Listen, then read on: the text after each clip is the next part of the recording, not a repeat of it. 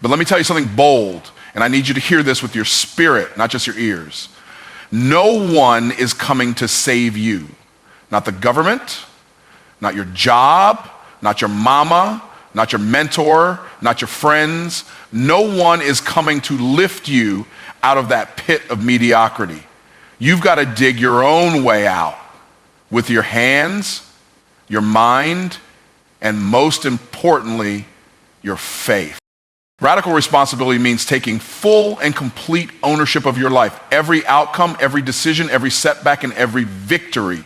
It's not about assigning blame to your parents, your boss, the economy, or even your past. It's about recognizing that no matter what happened to you, the next move is yours. This is not a mindset the world teaches, but it's the only mindset that will free you. Because as long as you believe someone else holds the keys to your destiny, you will live in mental slavery, waiting for a release that will never come. When you embrace radical responsibility, you stop looking outward and start looking inward. You no longer say, why is this happening to me? But instead you ask, what can I learn from this? And how can I grow? That shift alone will change your entire life. Because victims react, but leaders respond. Victims blame, but leaders build. The moment you stop reacting and start responding is the moment you step into your power. Taking ownership means you stop hiding behind excuses that sound logical but are spiritually lethal. I don't have time. I didn't get the support I needed. They don't believe in me. All of that may be true, but none of it is relevant to your assignment. Excuses are chains wrapped in good reasoning, but responsibility breaks chains. It says, I'll find a way, or I'll make one. Radical responsibility doesn't ask for permission to grow. It doesn't wait for a supportive environment or ideal conditions. It doesn't need everyone's approval. It understands that elevation requires separation. And if you have to walk alone for a season in order to walk in purpose for a lifetime, so be it. Responsibility sees loneliness not as a curse, but as a season of refinement. You're not being punished, you're being prepared. This mindset also eliminates entitlement. You stop expecting rewards for average effort. You no longer believe success is owed to you. You realize you get what you work for, not what you wish for. Radical responsibility confronts the part of you that wants results without sacrifice. It calls you to put your emotions aside and do the hard things, even when they're uncomfortable. It's about becoming the kind of person who doesn't flinch in the face of difficulty.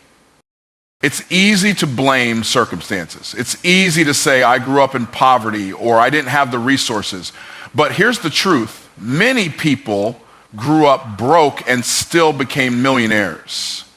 Many people were counted out and still changed the game. Your past might explain you, but it does not excuse you. You are not responsible for the hand you were dealt, but you are responsible for how you play it.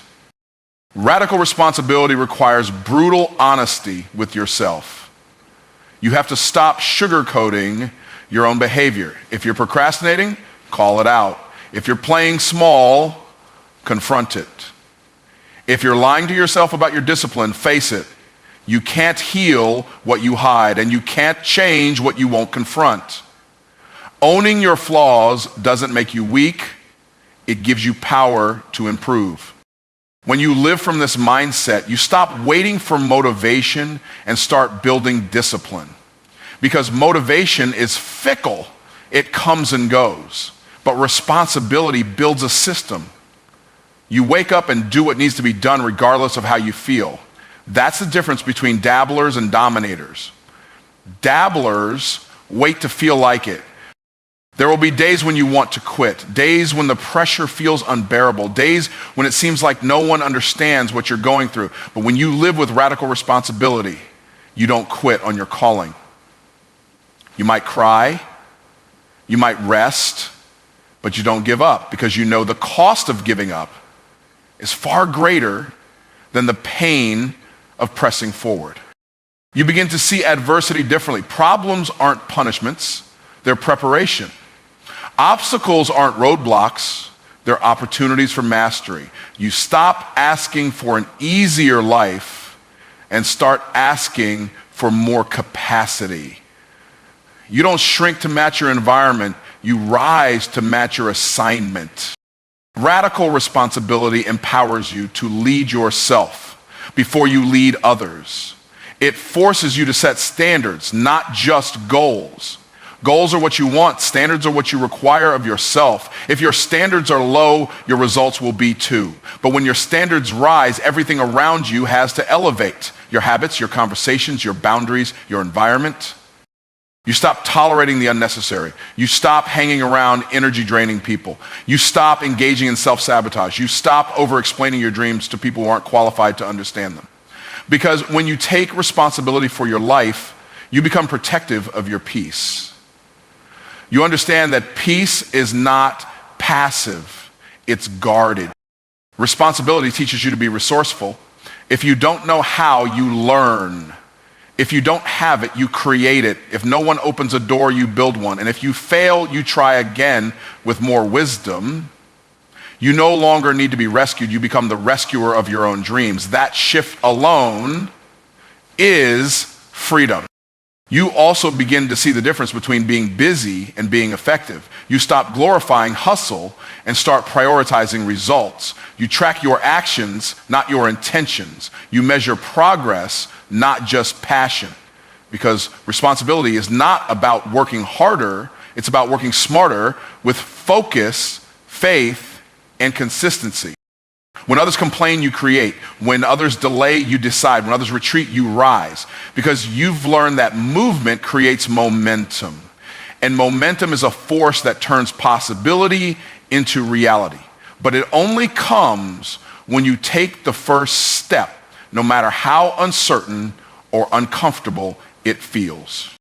You'll start to attract people who also walk in responsibility. People who challenge you, not coddle you. People who hold you accountable, not enable your excuses. Because responsibility sharpens your vision and attracts alignment. You no longer fit in with those who settle. You stand out with those who stretch. And there's no room for ego and radical responsibility. You're not too big to ask for help, and you're not too small to take a step. You learn to be humble enough to grow and confident enough to act. You realize growth requires both grace and grit. It's not either slash or, it's both slash and. That balance becomes your superpower. And even when the results don't come right away, you don't fold. Harvest takes time. Seeds don't bloom overnight. But with responsibility comes patience, and with patience comes the reward. Because what you build through responsibility lasts. It's not built on hype, emotion, or luck. It's built on purpose, discipline, and trust in the process. Faith requires movement. It is not a theory, a concept, or a feeling. It is a force that demands action. Too many people talk about faith as if it's something you simply hold in your heart or speak with your mouth, but real faith lives in your feet. Real faith shows up not when you sit and wait, but when you rise and walk. It is not passive belief.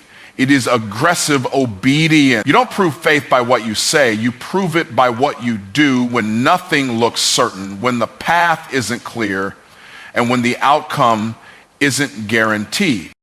You can't say you trust God and sit still. You can't claim to believe in your calling and yet avoid every opportunity to grow. If you really believe, you move. If you really trust, you take the next step. Faith without movement is fiction. It sounds good, but produces nothing. God does not reward thoughts. He rewards steps. It's not your intention that shifts your life. It's your action. The moment you start walking, even if you don't have it all figured out, heaven starts aligning things in your favor. So many people pray for open doors, but when the door opens, they hesitate. They ask for favor, but run from responsibility. They want miracles, but won't obey instructions. But faith means going even when you don't have all the money, even when you don't know all the people, even when you're scared. Faith doesn't wait for perfect peace. Faith steps through pressure with purpose. The storm doesn't cancel your faith, it confirms it. You don't need to see the finish line to start running. You just need enough boldness to take the first step. Faith is uncomfortable. It calls you to stretch, to sacrifice, to move beyond your convenience. If it feels too safe, it's not faith. If it's easy to explain, it's not faith. Faith leads you into places where logic can't go. It takes you past your education, past your experience, past your fears. It forces you to lean on God and not your own understanding. You start building before you see blueprints. You start walking before you see the road. That's where faith lives, in motion, not meditation. Too many people are spiritual in theory, but stuck in reality. They sing about mountains moving, but won't move themselves. They quote scriptures, but won't apply discipline. They cry out to God, but ignore his nudges. You don't need another prophecy, you need to move. You don't need a louder confirmation, you need stronger courage. The answer is not in another delay. The answer is in your next step. Obedience is the evidence of faith. You want God to bless what you're doing, then do something worth blessing. Remember, Peter didn't walk on water because he stayed in the boat. He walked on water because he stepped out in faith. The miracle was not in the water, it was in the walk. Faith is stepping onto what doesn't make sense because you trust the one who told you to move. That's why you can't explain your journey to everybody. They weren't there when God called you. They didn't hear what you heard. You owe it to your future not to stay still just because others are too scared to move. Faith requires that you act before the blessing comes. It's planting seeds before you see a harvest. It's building the ark before it rains. It's preparing for the wind before the door opens. You don't get to wait for the manifestation. You have to move like it's already yours. You speak it, you prepare for it, you walk like it's done. That kind of posture attracts divine acceleration because faith attracts the favor that waiting never will. Faith demands that you challenge your comfort. Your comfort zone is the enemy of your calling. Faith won't let you settle for safe. It pushes you into unfamiliar territory. It calls you to leave behind what's familiar to step into what's fruitful. And yes, it will be scary. But comfort is a liar. It tells you that staying still is smart. It tells you that risk is dangerous. But the most dangerous thing you can do is not move, because stagnation kills more dreams than failure ever will. Movement is proof that you believe what you say. You say you're called, show it. You say you're chosen, move like it. You say you're anointed, act like it. Don't let your words be louder than your walk. The world doesn't respond to declarations, it responds to demonstration. It's not the noise that matters, it's the motion. And your faith must be louder in movement than in mouth. Some of you are waiting for God to move, but God is waiting for you to move. He already spoke, he already confirmed, he already opened the door. The next move is yours. You want him to send the increase, show him the work. You want him to enlarge your territory, start walking the land, because the promise is activated by your obedience. It's not enough to believe you can have it. You have to behave like it's already yours. Faith doesn't eliminate fear, but it overrides it. You don't need to be fearless, you need to be obedient. You can move scared. You can move unsure. You can move with trembling hands. What matters is that you move. Courage is not the absence of fear. It's the decision that purpose is more important than fear. The more you move, the smaller fear becomes. And the more you act in faith, the stronger your spirit grows. Faith changes how you talk, how you walk, and how you show up. You stop speaking from your pain and start speaking from your promise. You stop walking in doubt and start walking in destiny. You show up not like someone hoping for a win, but like someone sent to win. You carry yourself with the authority of someone who knows God is backing them.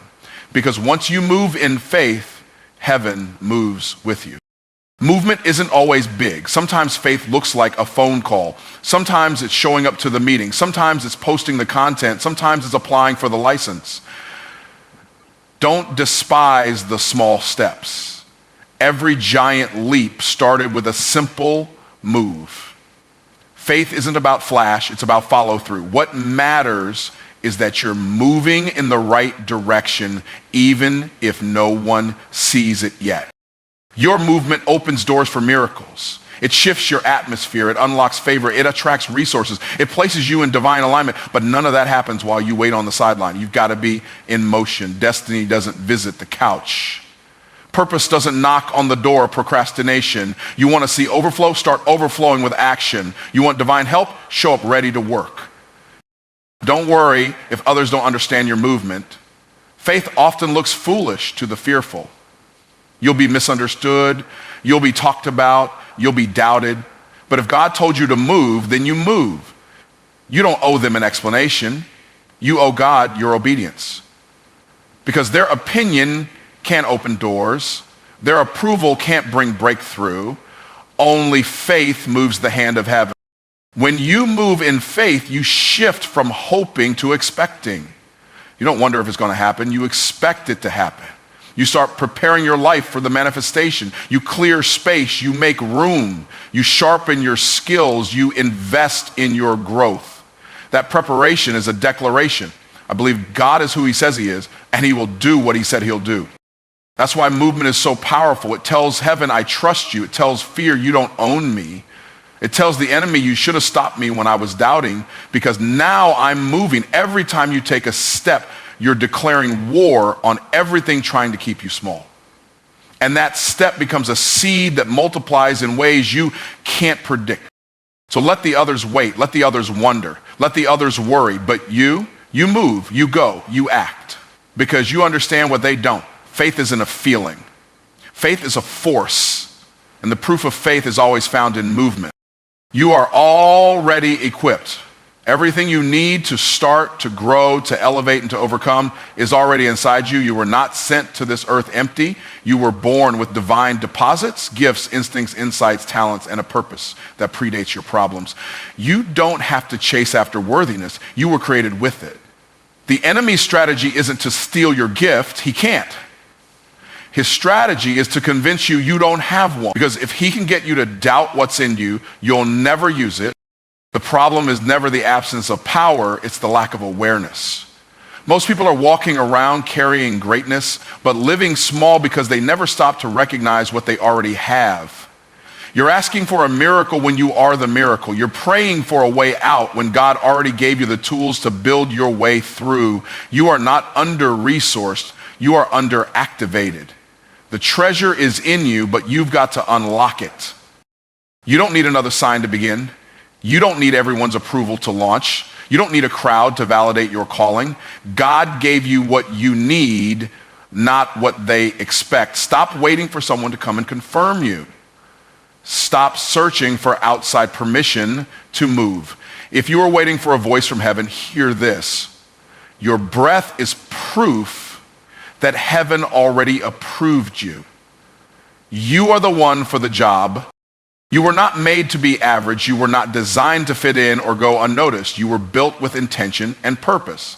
The fact that you survived everything you've been through is not a coincidence. It's evidence. There is a reason you're still standing. There is a reason the pressure didn't crush you. There is a reason the betrayal didn't break you, because you're equipped for more than you've allowed yourself to believe. Everything you've gone through has shaped you for what's coming. The pain, the setbacks, the silence, the struggle. All of it has trained your spirit and developed your discernment. What you thought was a delay was really a season of preparation. You weren't being punished, you were being positioned.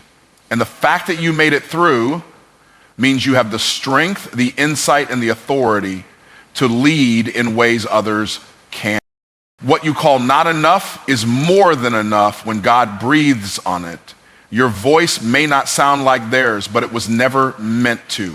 Your story may not look like theirs, but that's your superpower. You've been comparing your equipment to someone else's assignment, and it's keeping you stuck. You weren't called to copy, you were called to create. You weren't built to imitate, you were built to innovate. What's in you is original.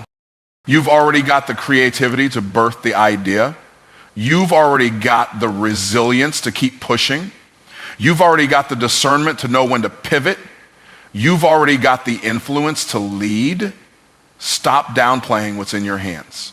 That gift you keep dismissing, that's your key. That passion that keeps waking you up at night, that's your purpose calling. You don't need more. You need to trust what you already have.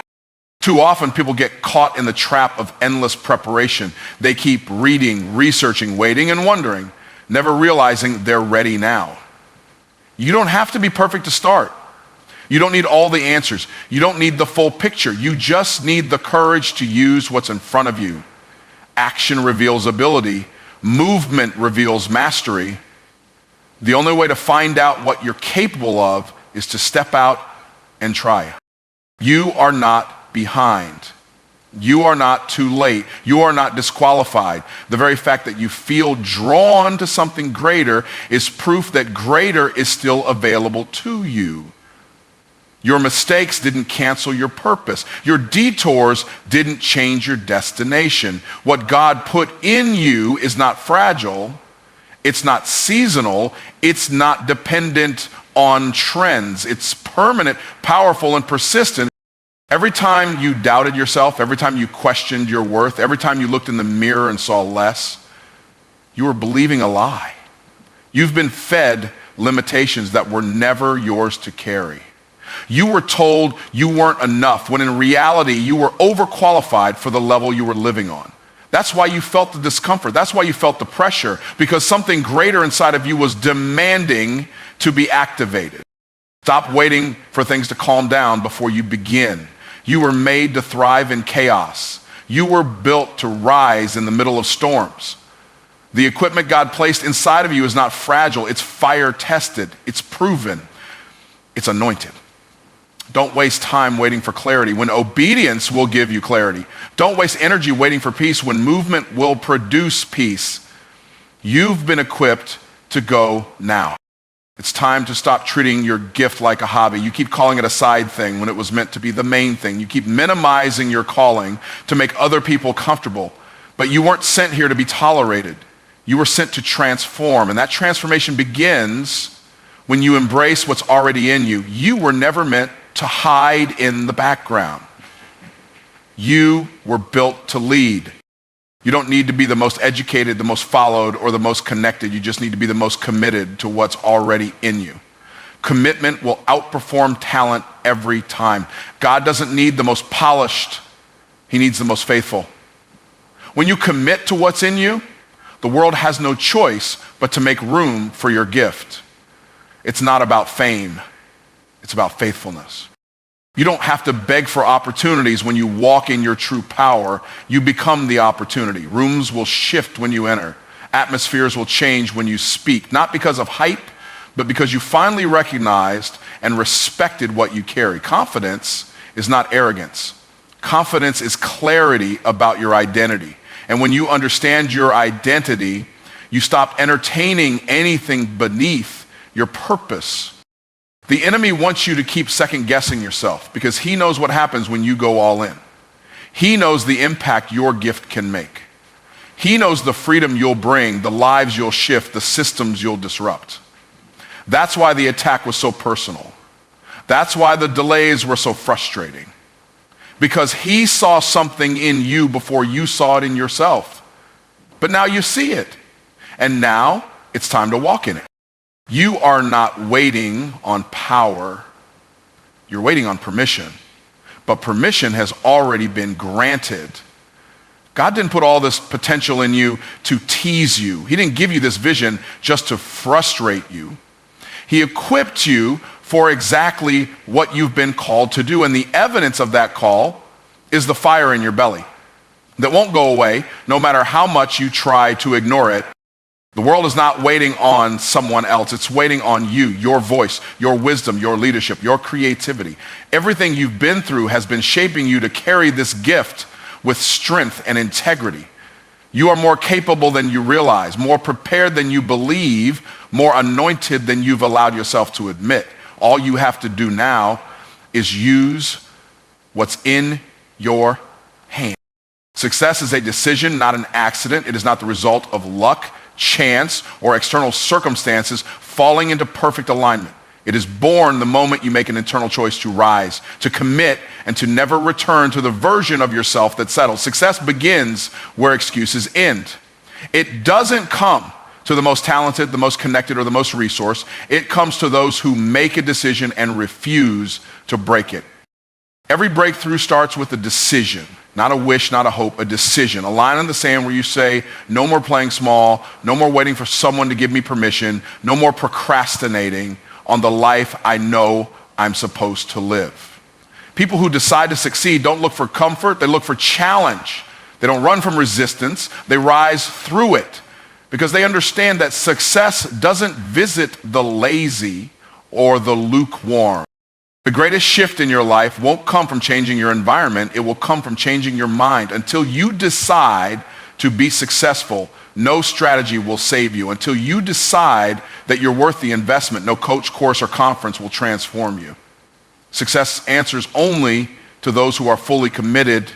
Half-hearted effort produces half-baked results. A made-up mind produces miracles. There are people with half your skill achieving twice your results because they made a decision and backed it with discipline. They stopped negotiating with distractions. They stopped asking for opinions. They stopped needing consensus. They didn't need more time. They needed more clarity. And once they decided, everything else started to move. Because life bends for those who show up with bold decisions and relentless consistency. You can pray all day, but if you don't decide to act, you'll stay in the same place. You can fast and declare, but until you decide to do the work, nothing changes. God doesn't respond to noise, he responds to movement. Heaven gets behind decisions. There's a reason the word decide comes from the Latin decidere, which means to cut off. When you truly decide, you cut off every other option. You don't leave room for quitting. You don't entertain failure as a final outcome. You move with a different kind of fire. Most people are stuck not because they lack opportunity, but because they refuse to make the decision that success requires. They're addicted to the middle ground, too afraid to fail, too comfortable to move. They want the prize without the price. They admire discipline from a distance, but never develop it. But the truth is, success is always inconvenient at first. It costs comfort. It demands effort. It requires sacrifice. And it will never come to those who wait for it to feel easy.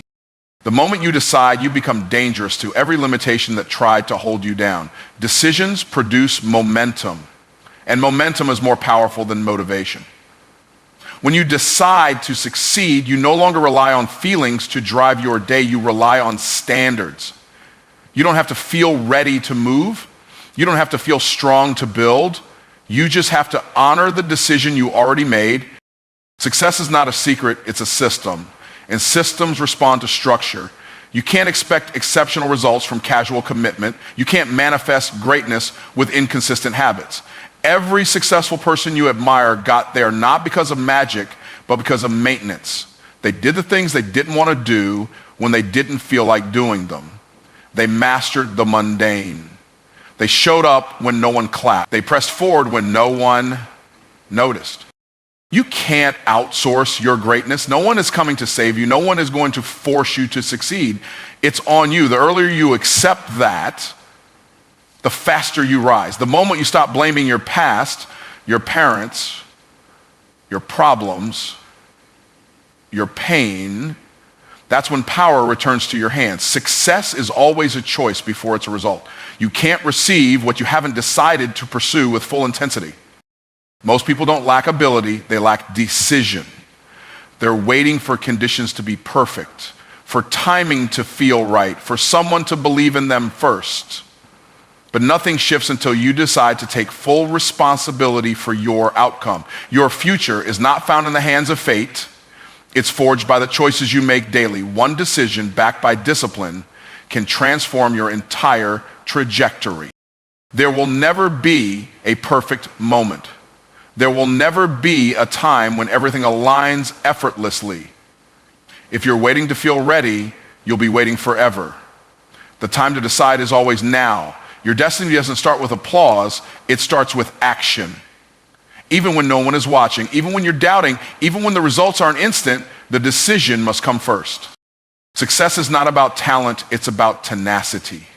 It's not about brilliance, it's about belief. The person who wins isn't always the smartest or the fastest. It's the one who refuses to quit, the one who keeps moving, the one who decides every day, I will not give up, I will not shrink, I will not surrender. That person is unstoppable, not because of what they have, but because of what they've decided. Your decision to succeed transforms how you speak, how you show up, how you structure your time. You stop wasting hours on distractions. You stop entertaining relationships that drain you. You stop tolerating environments that keep you small. Your decision forces a shift in everything around you. It becomes a filter. If it doesn't align with the life you've decided to build, it has to go. People might not understand your decision. They may call you obsessed. They may say you've changed. But success always requires a level of focus that looks like isolation. There will be seasons where your decision disconnects you. That's normal. You weren't made to blend in. You were made to break through. And breakthrough doesn't come with popularity. It comes with persistence. You don't decide once. You decide daily. When it's boring, when it's lonely, when it's frustrating, when it's not producing the results you hope for, that's when your decision gets tested. And that's when most people quit. But if you hold the decision long enough, the results will come. Not overnight, but over time. With consistency, commitment, and conviction. You've made enough excuses. You've waited long enough. The power to change your life has been in your hands the whole time. And the first step to unlocking it isn't more information. It's one decision, one unshakable, undeniable, all-in decision to be who you were always meant to be. Don't stop looking for easy. Embrace the process. We live in a world that markets shortcuts, hacks, and fast tracks to everything. But success doesn't respond to shortcuts. It responds to sacrifice. When you constantly search for the path of least resistance, you end up resisting the very path that could transform your life. The people who rise are the ones who lean into the process, not those who try to escape it. The process doesn't punish you, it prepares you. Everything great is forged in process. Gold is purified in fire. Diamonds are formed under pressure. Strength is developed under resistance. You don't build muscle by lifting light things. You build it by pushing against the heavy stuff. In the same way, your character, confidence, and capacity are developed when you walk through what others run from. The process is your proving ground. It's where you build the endurance to handle what you're asking for. When you chase ease, you rob yourself of elevation. Because what comes easy doesn't stay. What comes cheap doesn't last. And what doesn't stretch you won't strengthen you. You gotta be willing to stay in the process longer than it feels good, longer than it feels comfortable, longer than you feel motivated. Growth requires consistency, not convenience. If it were easy, everyone would have it. But most people want the results without the responsibility. The process is not punishment, it's preparation. It's the space where your mindset is sharpened, your faith is tested, and your capacity is expanded. It's where you learn how to carry weight with grace.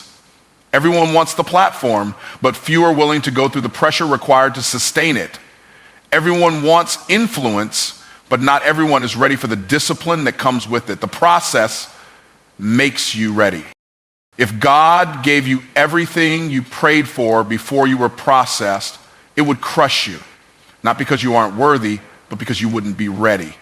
The blessing without the process becomes a burden. It's the struggle that teaches you strategy. It's the delay that builds your discernment. It's the setback that gives you sight. The process isn't in the way, it is the way.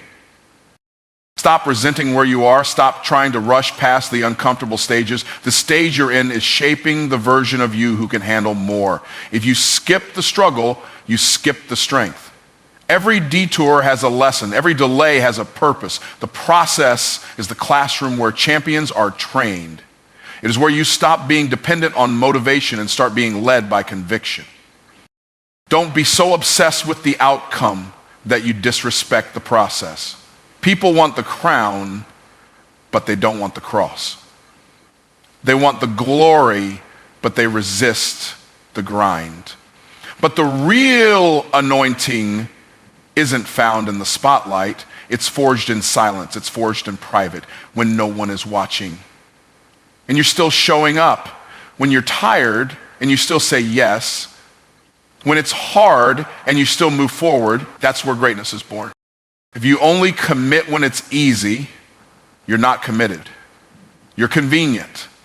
And convenience has never created champions. The process is not designed to feel good, it's designed to build you. Each time you show up tired, stretched, or unsure and still do the work, you're proving to yourself that you are more than your feelings. That is how mental toughness is formed. Stop asking for it to get easier. Ask for the strength to endure. Because what breaks others won't break you when you've been processed properly. What shuts them down will elevate you when you've been developed in discipline. The process is where the difference between average and excellent is revealed. Anyone can start, but only those who embrace the process finish. It's tempting to compare yourself to others who look like they're further ahead, but comparison is deceptive. You don't know what they've been through. And even if they did get there faster, it doesn't mean they're built to stay. When you go through the process, you don't just get results, you get roots. And deep roots produce fruit that lasts. Surface success can be shaken, but process success is permanent. Every struggle is shaping something in you that comfort never could. Every failure is forging wisdom. Every rejection is refining your focus. Every challenge is chiseling your character. The process teaches you not just how to win, but how to sustain the win. Because it's not about a breakthrough moment, it's about a breakthrough mindset. One that says, no matter how long it takes, I'm built for this. Don't curse your process. Don't compare your process. Don't try to cheat your process. There are no shortcuts to maturity. There are no hacks to resilience. You've got to go through it. And as you do, you'll discover you're stronger than you thought, more capable than you imagined, and more prepared than you realized. The fire that was meant to consume you is actually the furnace that's refining you. You weren't built for easy, you were built for impact. And impact requires pressure. It requires